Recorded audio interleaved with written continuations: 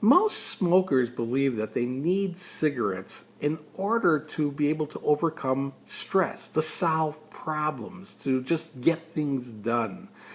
The first day when I was doing clinics, I used to try to get people, and I was very successful at it usually, to throw their cigarettes out. I explained to them if they took a puff during the week of the clinic, they were going to be out of the clinic. They wanted to be in the clinic, so yeah, throwing out the cigarettes or getting them to was not a big deal. I had one time though, there was a man who said he has to have his cigarettes with him kind of as a security blanket, that if he doesn't have them, he's going to panic when things go wrong. And I explained, if things go wrong, you're going to get the cigarettes. And he's saying, no, he won't take the cigarettes. He just needs them as a security blanket. And I went back and forth with him. I could not get him to give up the cigarettes. He had a situation where on the second night, or actually the third night of the clinic, so he's off for 48 hours now. He leaves the clinic, everything was fine, he was going to his car. It was a wintertime clinic, it had rained that day. It wasn't cold enough to snow, but it rained. And when he got out to his car, he had a flat tire. Now, I had left the building a few minutes after him.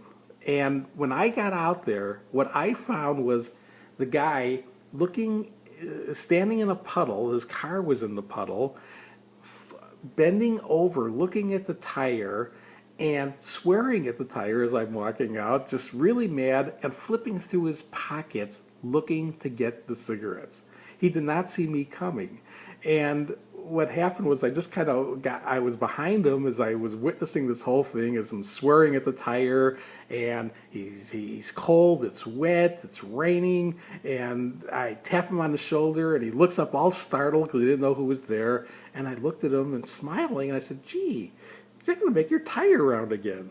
And at first, I could see he was mad. He was ticked. I don't even know if he knew exactly who I was at this point, but he's kind of thrown off guard, and he's realizing, I'm catching him with his hands in his pocket going for the cigarette. This is the man who told me 48 hours earlier he wouldn't take the cigarettes under stress.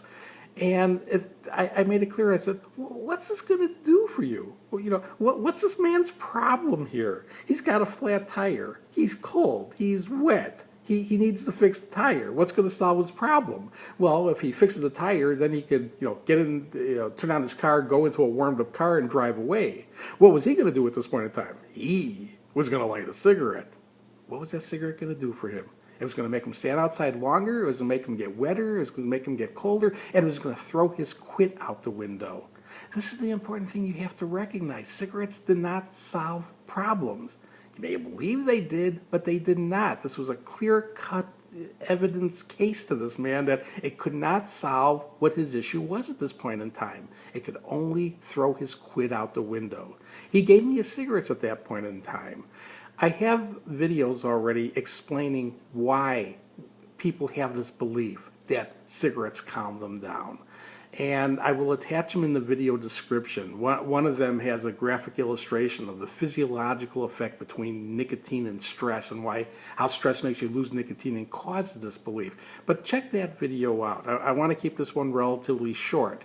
Basically, smoking is not going to help you encounter or overcome any encounter which is stressful. The only thing it's going to do is, if you had a successful quit going at that point in time, it's going to throw it out the window and put you back to smoking again, and at which point you're either going to have to go through quitting again at some point or smoke until it cripples and kills you. Those are both lousy options. The way to keep your quit going under good times and under stressful times is still remembering why you quit and continuing to stick with your personal commitment to never take another puff.